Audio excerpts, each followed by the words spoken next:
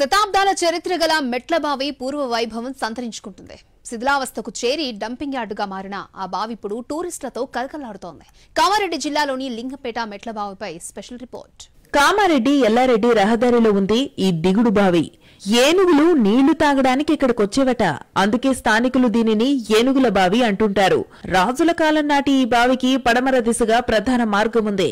మొత్తం 5 అంతస్తులతో 100 అడుగుల లోతుగల బావిలోకి దిగడానికి 4 వైపుల నుంచి మెట్లున్నాయి. బావి పైభాగంలో చెక్కిన శిల్పాలు ఆకట్టుకుంటాయి.